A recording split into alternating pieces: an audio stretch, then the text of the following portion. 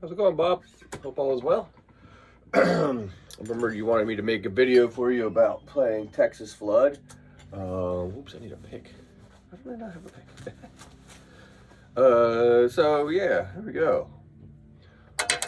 I was thinking about kind of just like comparing it to like Stormy Monday, because I kind of think of them as, well, they're not this exactly the same. But in a lot of cases, this kind of slow blues, though, I kind of approach it the same way. Because it's a slow song, so you have more time to really play to the chord a little bit more so than, say, a song that's going quick and the chords are really quick. You kind of like lean into the chords a lot. So you can kind of lean into the tensions a bit. And that's the same thing you could do with Stormy Monday. You just have more chords to use. Whereas in Texas Flood, it's more just a regular 1-4-5 blues chord progression, you know? And there's no quick 4 or anything, which the song I think it's based on. Although it's just a blues, so I mean, I always kind of considered it very similar to Red House, which is a Jimi Hendrix's slow blues off his first album.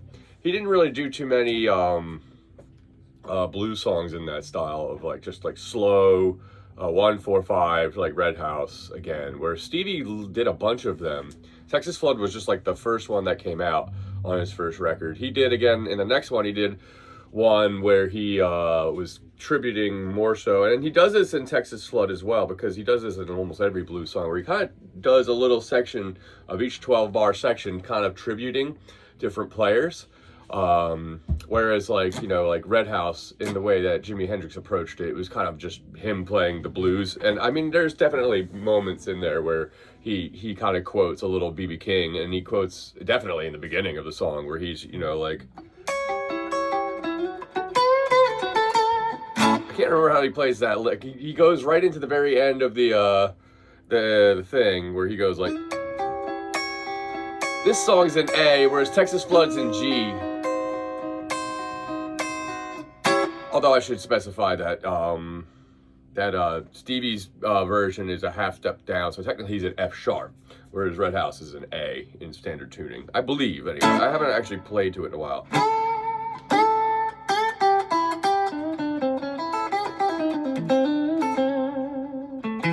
So I kind of feel like I always kind of like, I think of a lot of the ways you can play blues licks kind of depending on which one you're choosing. If you're aware of like how other people have phrased it, you can kind of like, you know, mix and match like their people's different licks together. And I kind of always, I like Albert King a lot, which I mean which is one of the reasons why I really love Stevie Ray, because Stevie would play a lot of Albert King style stuff on top of it, and he did a really good job of playing it, you know, the way that I think it should be played. Or, you know, but he also mixed Jimi Hendrix in there a lot too. I think the sound of the Strat helped him accentuate that a bit. So, but, you know, so in Red House, which I'm playing, has a quick 4 in A. So in the first 2 bars, it goes from A to D back to A, and then it does the 12 bars normal. Okay, but he goes through this thing.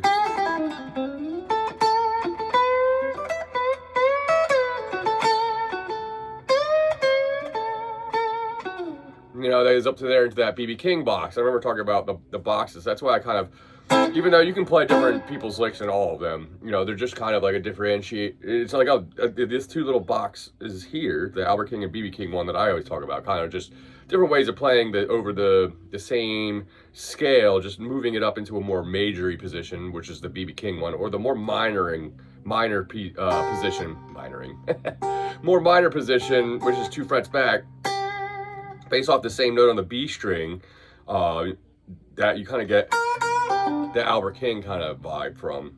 At least that's where I kind of approach it. You can kind of do it from a couple different places. So I guess the best way to talk about it is in Texas Flood anyway, where he's going, he starts it with a B.B. King style. You know, where B.B. King would start a song like that.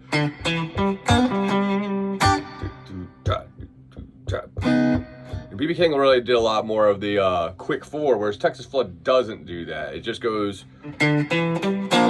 So he starts with in that song,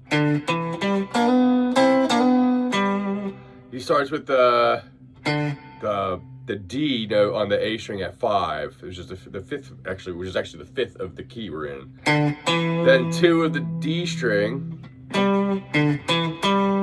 Those are the first two notes. That's a very B.B. King way of starting a slow blues song. So 5 to the natural, 6 to the root, and then immediately goes into this. So where he's hammering onto the G7, then he gets the sus4 or the 4 chord. I look at it as a sus4 because the chord hasn't changed, but he's bringing in that kind of the harmony from the 4 chord, at least in the major sense.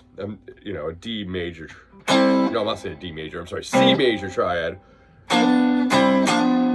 So he's going. As soon as he gets to the root on his. I play out my ring finger. So yeah, that's another thing to talk about. Ring finger, pointer, ring. Then he put bar the D, G, B, and E strings, and hammering on the G string at 4. Then I bar that triad too, between the D, G, and B. Then go back to the hammer on. Okay, then he goes, and I kind of just focus on the 2 E and B string. Okay, and then he shoots up to the 8th, 8th, 9th, and 10th fret area for the key of C, and he does the same thing. Because in the very beginning, they shoot up to the 4 real quick, but that's the only time they do it. I mean, there's a couple different chord shapes you could do for that that little voicing before he shoots up to C. I would just probably focus on just the E and B string at 3, which is kind of simple, because then the next one you can kind of add a cooler one.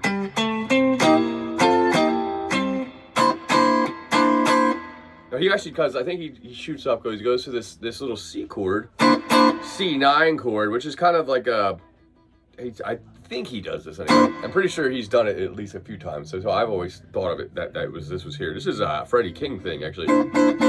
Freddie King shape right here. So if you did that chord to be pointer finger on the B string at 5, then you got your middle finger at the G string at 7, you got your ring finger on the D string at 9, and your pinky at the E string at 9.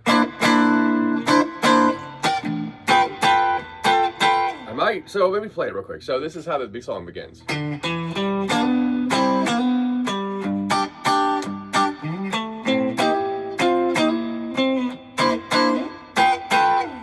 And he might shoot like C and then slide it all the way up between the 12th and 15th frets. And then he goes into the lick. I think it's something like that. I always kind of felt like it's cool to learn that lick, but as soon as you really get into playing the blues, you're never going to play the same licks that he's going to do exactly. You just kind of go off and do your thing. You know, get used to playing the blues. But the idea on this song, at least when he gets into these, I'm pretty sure he's kind of trying to conjure up that a little bit of the Jimi Hendrix vibe, but also T-Bone Walker would do this thing, and that's kind of where he's getting this.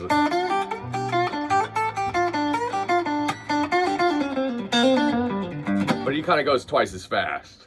And then he launches immediately into his Albert King. You had to make a face for that. And this exists between 6 and 8. Okay, so the root of G would be on the 8th fret of the B string.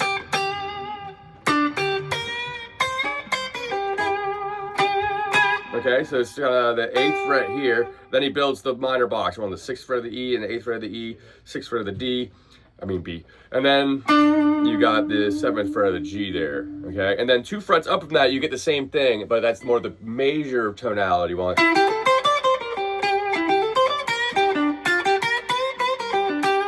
He mixes the two a lot. I mean, I'm kind of gotten the hang of being able to do that myself. I'm not really sure sometimes. There's a point where I feel like I've played these enough, I don't really remember specifically what licks he is. So, but he launches into his Albert King. Every time he does that kind of like...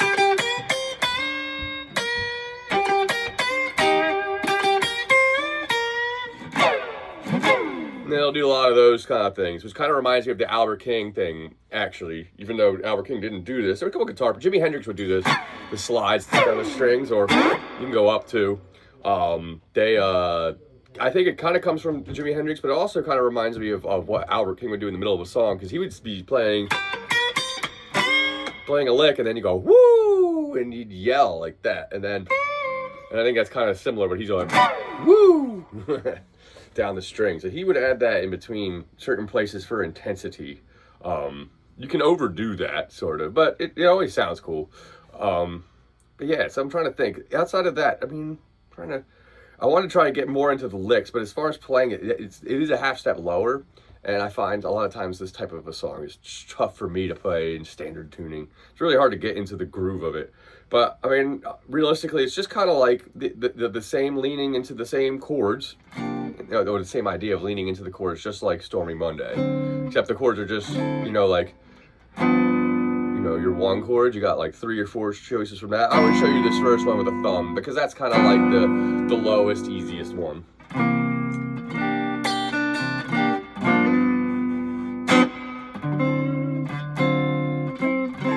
I usually go for this one, the same as the 4 chord in this major tonality. Sometimes when we do on the minor chord, we'll have like a minor with a minor 7 for the 4, and do the Jimi Hendrix for the 5. But that would be in a minor tonality, and this is major. So really it's just kind of like 7s,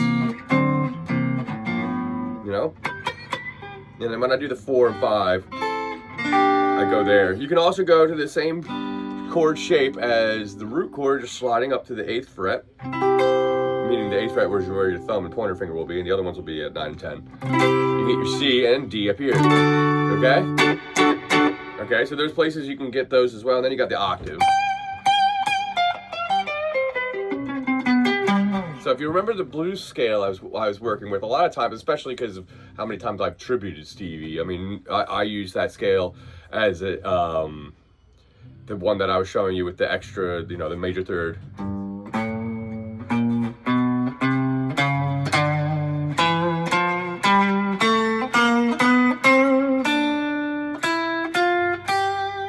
That scale, I guess. If you slow, I think I remember showing you that pretty much it's just the idea that I've evolved to the point where I kind of figured out every note that he's using to bend, and those are all the notes that are included in there. So he doesn't necessarily hit them all. He does a lot of, depending on the chord, he'll shift the pattern slightly. And we've kind of talked about that a little bit, where, like the major third disappears for the 4 chord.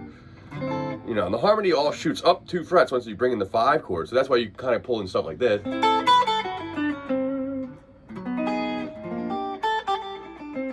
Because you do the same thing that you did 2 frets up, because the chord that you were on was here. Now it just slid back, so you do the same thing and the same, you know what I mean? Just depending on the timing, as long as it fits, and when the chord happens, you can mix all of that in. Or just play over the G chord too, because that's classic. And that's kind of like, Albert was good at that. And I feel like that if you're listening to Texas Flood, definitely Stevie's biggest influence as far as playing slow blues was Albert.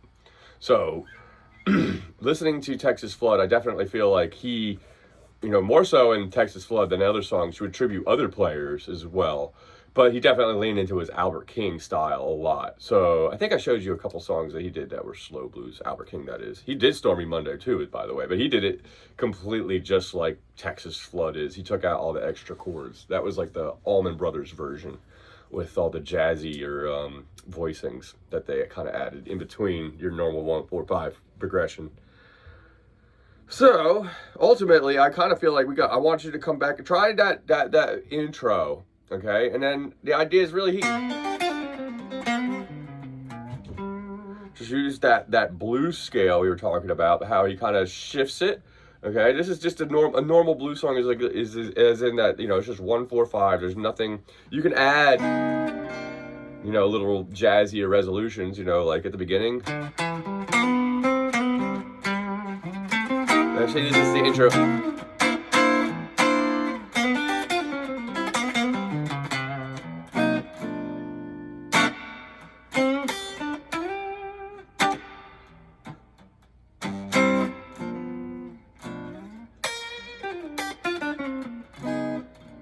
As soon as going to the 4 chord, sometimes that's a real thing, Stevie. Or, even a lot of players, so they play with a little bit jazzy or flair, will add this half step. Once the 4 chord comes in, they don't just go right to the C chord, they go to C sharp. Yep, and then sometimes, and then the opposite from the C sharp to the D sometimes,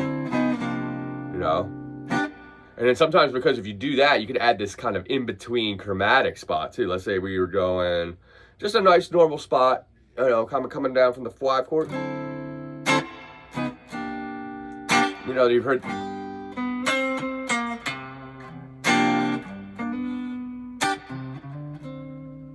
Okay, so just say we're in that part of the song, you know, so let's say coming around again.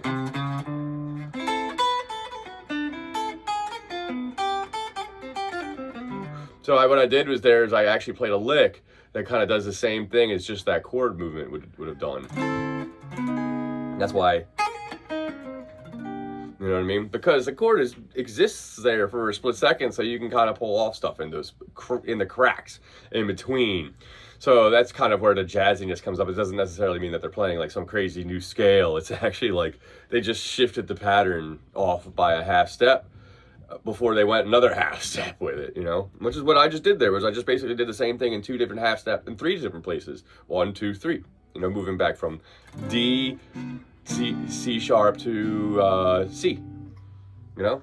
So yeah, we're gonna go over a little bit more about this. I wanted to try and talk. I mean, it's pretty similar to Stormy Monday, so I want to kind of encourage, like, you know, if you hear stuff when you play blues, is try and get out what you're hearing in your head. I can give you a bunch of lick ideas to start with, but I want to do that while you're here. That way we can kind of like go play them a bunch. That way you can kind of like kind of get the feel of them. I'll write them out too. So, but yeah, give that a try, and I'll see you next time. All right.